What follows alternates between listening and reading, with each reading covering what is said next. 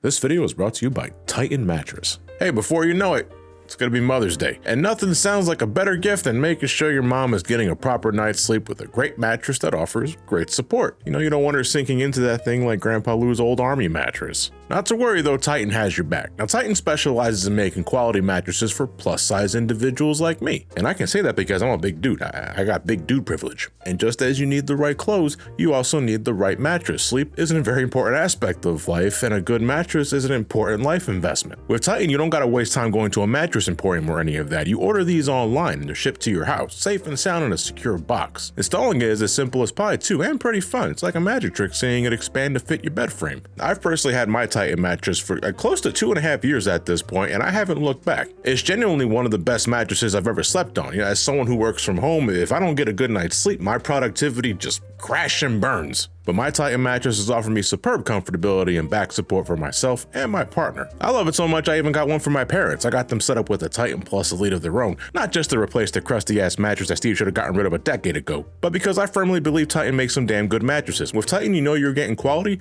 and affordability. They're backed by master craftsmen who've been building mattresses for over 30 years. They're rigorously tested to ensure durability, and since they're designed, assembled, and shipped from their Arizona factory, they can use premium materials at a reasonable price to you, and if you live in the United States, you get free shipping. Plus, if you're still on the fence, Titan comes with a 120-night sleep trial and limited lifetime warranty to give you peace of mind with your purchase. Visit TitanMattress.com/SomeCallMeJohnny to get 30% off your order with code SomeCallMeJohnny. Once more, that's TitanMattress.com/SomeCallMeJohnny to get 30% off your order with code SomeCallMeJohnny. You can also scan the QR code you see on the screen there to get started from your very phone. Thanks to Titan for sponsoring this video, and thank you, as always, for helping support this channel. Let's continue on with the show.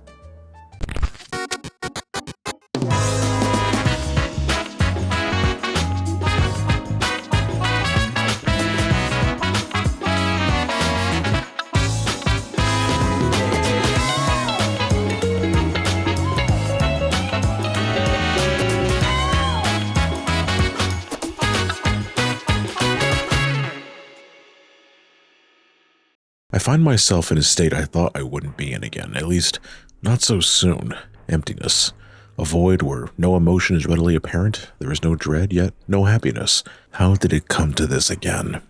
Right, I was planning on reviewing Spyro Enter the Dragonfly, the first title developed by someone other than the original creators, Insomniac Games, as I believe I recall reading that they were creatively spent on Spyro and wanted to move on to other things, and considering that other thing was a jackass going apeshit with weaponry, I couldn't help but wonder, what did Insomniac mean by that?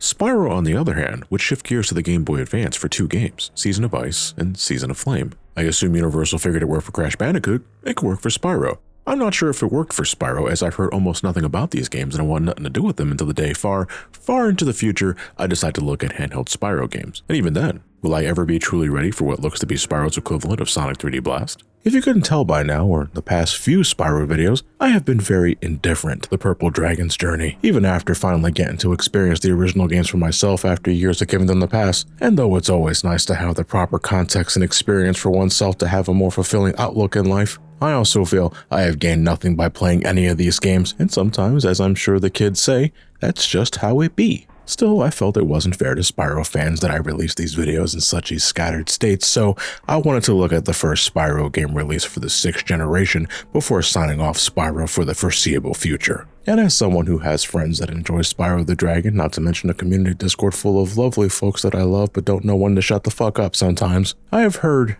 things about Enter the Dragonfly. Just things, I didn't want to delve too into it. Part of the fun of playing these games for the first time is seeing events unfold with my very eyes. Preliminary research showed me that Enter the Dragonfly was released around 2 years after Year of the Dragon, and while I was initially happy to see an extended time frame between these 2 games, giving me hope that this game had time to properly stew and not be a rushed pile of slop, my eyes immediately noticed that the game was also developed by 2 separate developers, Equinox Digital Entertainment and Check 6 Studios, both of which are not a thing anymore, and I think this game is to blame. I sensed fuckery was afoot.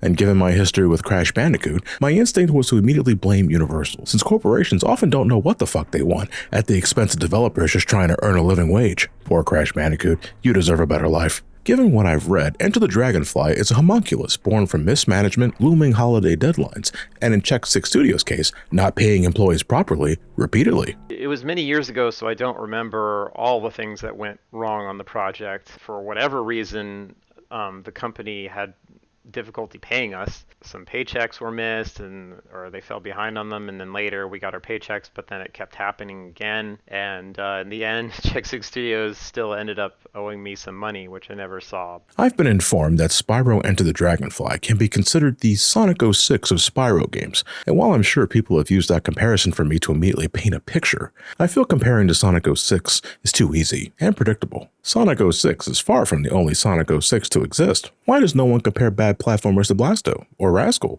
Bubsy 3D if we're keeping it strictly to games I've covered? Now that's a Sonic 06 if I ever saw one. I can't believe this asshole is still alive and his new game looks more than playable. What is reality? Word of mouth can only do so much justice, however, so it was time for me to finally sit down and play the game for myself.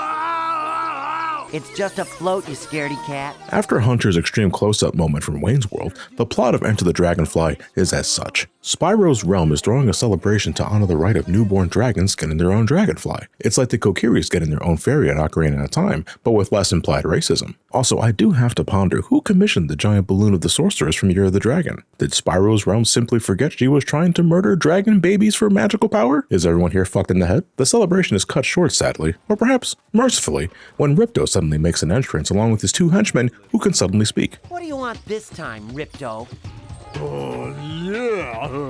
What do we want this time, boss? Although they don't say much, I'm happy Ripto's minions have started taking language courses to become better individuals. The healing process can now begin. Using his magical wand, Ripto attempts to kidnap all the dragonflies in the realm, including Spyro's partner in crime, Sparks. And although it seems Ripto is successful and it looks as if Spyro is going to be without a dragonfly for this adventure, Sparks is literally rescued in the next fade to black, and all is well.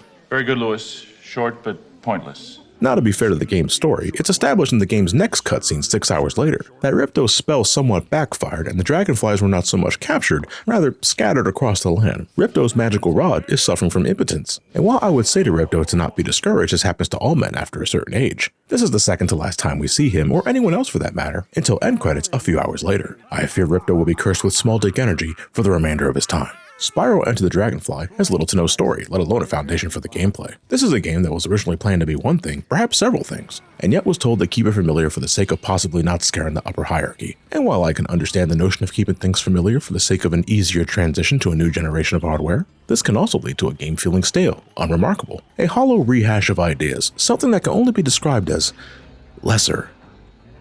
So Spyro's goal throughout the game is collecting all the lost dragonflies. They are this game's MacGuffins, obtained by completing certain objectives and having them awarded to you from NPCs like sleeping bears, or humans that look like sleeping bears, but peeled. What the fuck are you supposed to be? You can also just collect dragonflies by finding them wandering around the stage, which hey, this sucks actually, because I repeatedly mistook dragonflies for small enemies that normally just give Sparks butterflies for health. To add a layer of unnecessary complexity that I'm sure made more sense in conceptual stages, you also can't just grab these little critters all willy-nilly. You have to use your new bubble breath Bianca gives you in the beginning of the game. This is also the last time you see her in the game, and it's only a couple of minutes in. Bianca saw the writing on the wall and quickly noped the fuck out of there. Hunter sticks around for a little longer, but he's barely an entity in the game as well, spending his off time existing outside the boundaries of existence, hoping this is all a wonderful acid trip. I am not kidding, by the way, when I say the sole purpose of the bubble breath is to collect dragonflies and nothing else. I do have to wonder, was giving Spyro his own monkey net from Ape Escape really something that was needed in this game? I don't think so. The bubble breath is next to worthless otherwise and has no other means of utility. It is strictly for dragonflies, and sometimes the game doesn't even ask that. But that's not the only new breath Spyro will get. A little later, Spyro will access the new lightning breath and ice breath, letting him free certain obstacles or zap enemies into non-existence. And I do mean non-existence. Check this out. Enemies killed with the standard fire breath explode on death, but with the lightning breath, gone. Reduced to atoms. The remainder of the game's singular hub world are also locked behind these different attacks. Entry is impossible otherwise. And though it may look like I easily clipped through one of the barriers with my dash, I assure you, I did. In all honesty, I didn't mind the electric breath. Outside of needing it to activate certain things like the seizure-inducing hourglass, I also find it a reliable means of killing things since it pops out of Spyro's mouth very quickly. Hit detection can be a little jank, but when did jank ever stop the studios from actually releasing this game? The ice breath, on the other hand, barely functions. Let's put it this way. This is a game that will require Spyro to freeze things and then use them as platforms, but Spyro, for whatever reason, cannot land on these platforms. And believe me, I have tried. Spyro's collision detection can feel very random at points outside of this, and I don't mean being able to clip through objects with relative ease. I mean, just trying to jump from platform to platform can feel strangely clunky,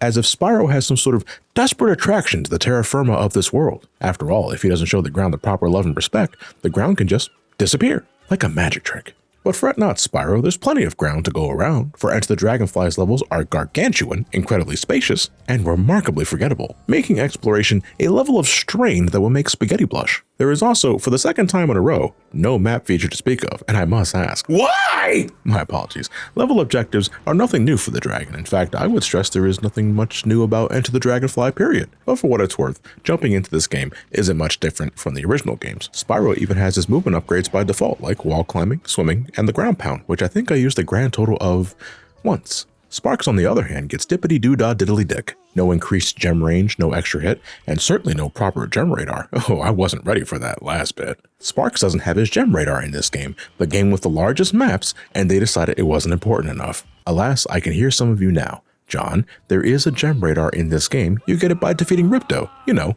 the final boss of the game. He's also the only boss in the game, as I realize in hindsight.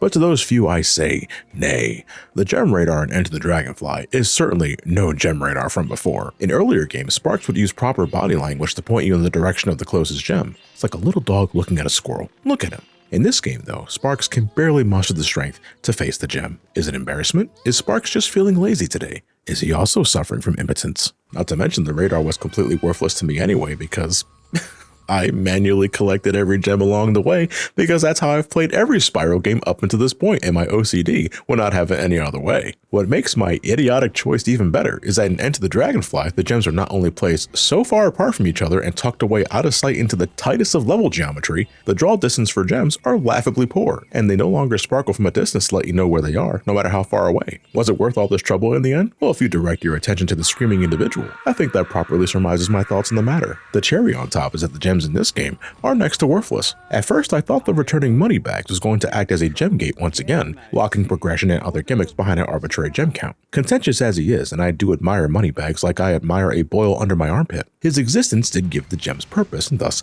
made them fulfilling to collect. Moneybags, however, promptly fucks off after his first and only appearance in the opening hour of the game, permanently taking away the 200 gems you gave him, preventing you from ever getting full gem completion. It will always sit at 6,800 out of 7,000 collected. Sleep with one eye open every night for the rest of your life, you crusty cumsock. The only purpose gems serve in Enter the Dragonfly is completion total, and that only matters for the endgame. The more gems and dragonflies you collect, the more phases Ripto's boss encounter get, where he goes from an incredibly simple game of cat and mouse to whatever godless abomination this is, that's also a remarkably simple fight. Just ignore the fact that I lost Sparks here, I was very stupid. I do love when most things I collect in a 3D platformer are practically worthless. In a game I was already struggling to stay awake with, until something broke that is. Then I was wide awake, and for a moment, happy. It's nice to feel emotion every now and then. However, sad as I am to say, or maybe glad, I don't know what to say anymore. My experience with Enter the Dragonfly wasn't particularly glitchy. Oh, there were a bunch of quirks here and there, make no mistake. Audio bugs that wouldn't leave my ears until I reset the game. Graphical pop-in, the occasional graphical explosion. But for all of its warts, I only encountered one glitch I would consider game-breaking, and it's when an NPC didn't load properly and Spyro was now locked in place trying to talk to them. Besides that, my time with Enter the Dragonfly was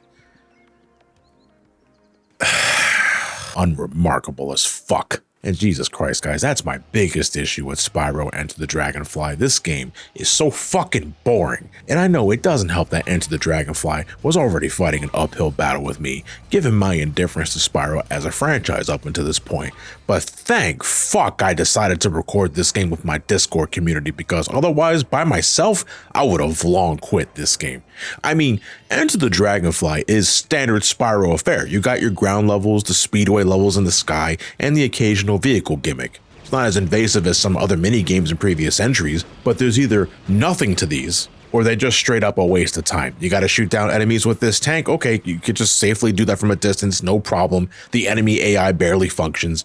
You need to outrun this bee and this slide. Well, one, you pass this thing in less than 10 seconds and offers no real competition in the slightest. So for the remainder of the level, I'm talking like 90% of it, it's just Spyro sliding down this empty, joyless, and ugly as fuck obstacle course that has no obstacles. Also, the actual spot Spyro needs to stand on to consider the mission finished is smaller than a B's dick. What's even more annoying is the game changes fundamental shit for no apparent reason. A big reason for my extended time throughout these levels is because I often forgot to talk to NPCs again after completing mission objectives to get the actual Dragonfly reward. Normally, this was done automatically in the other games. You did the mission, you immediately warped back to the NPC in question, you got your reward. It was nice, snappy, let you get a move on. But in Enter the Dragonfly, this just doesn't happen. You gotta haul your ass back to the dude who gave you the mission, assuming you can find him amongst all this spacious design. And holy shit, try not to die if you can help it, because I also noticed the checkpoints with Zoe in this are few and far between, like distractingly so. I honestly missed getting tased, and that's fucked up. No one should like getting tased. The game repeatedly exudes this feeling of emptiness and unfulfillment. I've played my share of rushed, unfinished games before, but never has it felt so obvious than with Enter the Dragonfly. Like, even to a child, it must be apparent. Something's missing here. Something is clearly wrong. The flimsy excuse of a story, the bizarre disappearance of major characters after the game's introduction, which include the bad guys, and on that note, the strange liquid-esque animations, looking at me like, I feel it wouldn't be accurate to call Enter the Dragonfly broken. I mean, you can break it easily, shit, you might even do it by accident. But no, the game functions, it is playable, but I have to wonder, why would you waste your time? That's what Enter the Dragonfly is. It's a waste of time. I got nothing from playing this, let alone fully completing it. No sense of accomplishment, no sense of dread or anger. It's a void. Just pure nothingness. Video games should entertain. Not necessarily in a gameplay sense, it depends on the genre, but Enter the Dragonfly is not entertaining. Making this video was not entertaining. I struggled so hard to come up with the words to describe my feelings towards the Golden Corral of Spyro games, and I am 1000% sure I am saying nothing new. You have likely heard these complaints and grievances before, but as I said earlier, I like to have proper context for myself, and I can safely say now, through my own eyes, Enter the Dragonfly. Holy shit, I had to do a double take. I thought they lynched Ripto for a second. No, it's just a pinata. What the fuck? I'm sorry. Anyway, what was I saying? Right. Enter the Dragonfly. It is. It just is. However, I will give it one thing. It did get a laugh out of me once. It's an ironic laugh, but a laugh nevertheless. The end screen you see during the end credits is amazing. I don't know what they were thinking with this freeze frame. Spyro's dead on the inside look, the Dragonfly's screaming like it's got a fist shoved up its ass, the quality assurance team called absolute quality, and to top it all off, the last thing you see before the fade to black. Your work is you. Don't let you down. And to that I say,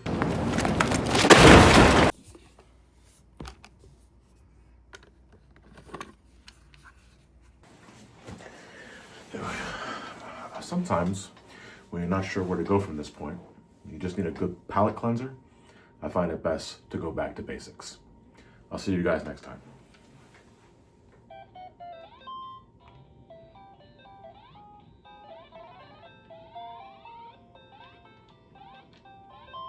And as preparations begin for the 15th anniversary celebration, how about some more lovely shoutouts to some lovely people? So shoutouts to Egg Roll Buddy, F-Man, EIP, or is it Eep, El Zilcho, Elijah Boggs, Elitio, EMC Men, Emerald Coast, or Coasty, Emister, or Eminster 2000, Engine and Tonic, Faceman, is a Fahida or Fayida? Not sure. Fatal 123 Gaming, Floofy Foxers for I Am Burden with glorious beard, Fox Bateman, Foxalicious, Foxo Commando, Francis of the Filth, Fred Torres, Frostfang, Frozen North, Frozen Spaghetti, Fox for V-Bucks, hey Jason, Fusinator 1400, Gabriel Shoot, Game Bear Advance, or Benji, Gamer Zorro, Gamma Gantel, and finally for today, Garrett Ray. The patron shoutouts will return in the next Johnny Versus.